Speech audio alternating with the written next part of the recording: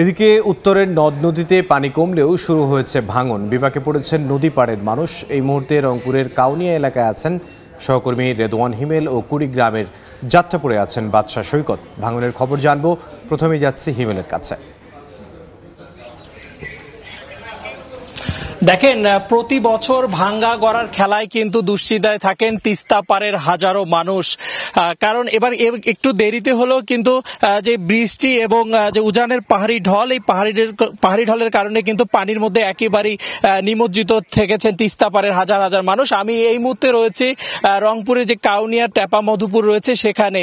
কয়েকদিন আগেও কিন্তু এখানে প্রায় 100 থেকে 150 পরিবার এখানে বসবাস করেছিল। এরপরেই কিন্তু বন্যার পানি নেমে যাওয়ার পরেই কিন্তু এই যে নদীর যে তীব্র ভাঙন সেটা কিন্তু একেবারেই শুরু হয়ে গেছে। এর পরপর চরাঞ্চল এবং নিম্ন অঞ্চল যেই আগাম যে শীতকালীন শাকসবজি রয়েছে, মরিচ, তারপরে ধান এবং যে বাদাম রয়েছে, সেগুলো ফসলও কিন্তু একেবারেই পানির মধ্যে নিমজ্জিত থাকায় এই অঞ্চলে যে মানুষদের যে কষ্ট এবং দুর্ভোগের সীমা পরিসীমা একেবারেই কিন্তু বলে শেষ করা যায় না।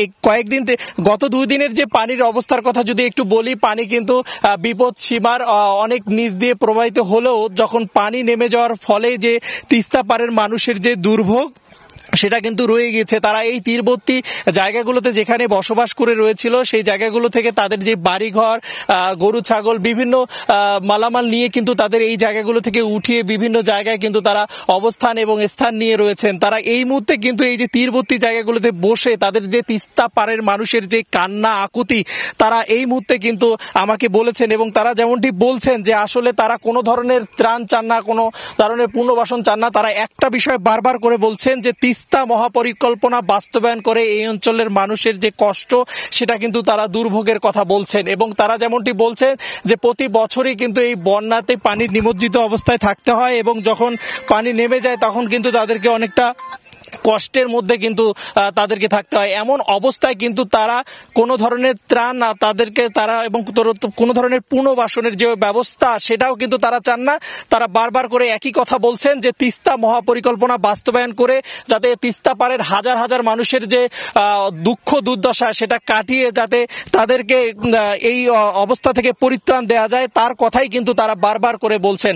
এবং তারা প্রতি বছরের মতো এবছরে তাদের কিন্তু ক্ষতির পরিমাণ কিন্তু অনেকটাই বেড়ে গিয়েছে, তারা এমনটাও কিন্তু আমাদেরকে জানিয়েছেন। এবং তারা বলছেন যে ক্ষতির সম্মুখীন তাদের প্রতি বছরই হতে হচ্ছে। এবছরে যে আগাম শীতকালীন শাকসবজি রয়েছে সবকিছু মিলে তাদের কিন্তু এবার ক্ষতির পরিমাণটা আরেকটু বেশি বেড়ে গিয়েছে, এমনটাই কিন্তু তারা আমাদেরকে জানিয়েছেন। এই মুহূর্তে তিস্তার নদী ভাঙনের আরো খবর জানতে চলে যাচ্ছি আমি কুড়িগ্রামে। সেখানে রয়েছে সহকর্মী বাদশাহ সৈকত। কুড়িগ্রামে কিন্তু প্রতি বছর এই বন্যার সময়টা যে ভাঙ্গনের প্রবণ এটি কিন্তু তীব্র হয়ে ওঠে এবং আমরা দেখেছি যে পানি যখন নদ নদীতে বৃদ্ধি পায় তখনও এক দফা ভাঙ্গনের কবলে পড়ে কুড়িগ্রামের যে নদ নদী অববাহিকার মানুষজন রয়েছেন তারা। এবং যখন পানি আবার নেমে যায় তখনও কিন্তু সেই ভাঙ্গনের কবলে তাদেরকে পড়তে হয়।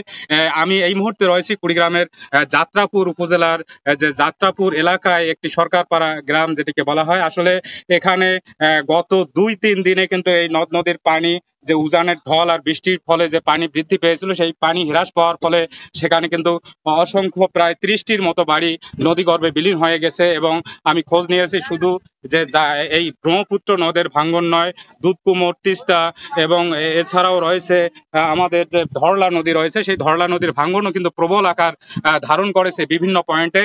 যেসব এলাকায় আসলে স্থায়ী কোনো কাজ হয়নি সেই এলাকাগুলোতে মূলত এই ভাঙ্গন তীব্র হয়ে উঠেছে।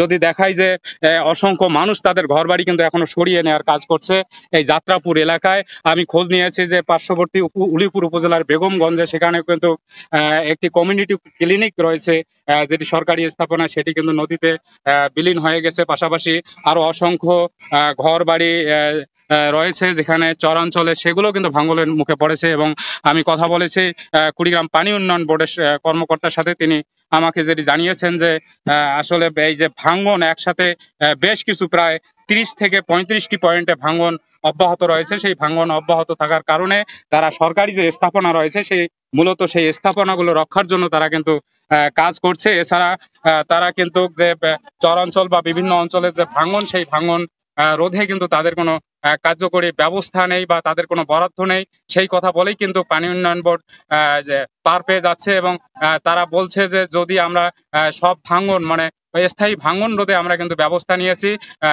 ব্যবস্থা নেওয়ার জন্য আমরা উপরে লিখেছি, যদি সেটার বরাদ্দ পাওয়া যায় সেই ক্ষেত্রে কিন্তু তারা পানি কাজ করার কথা বলছে।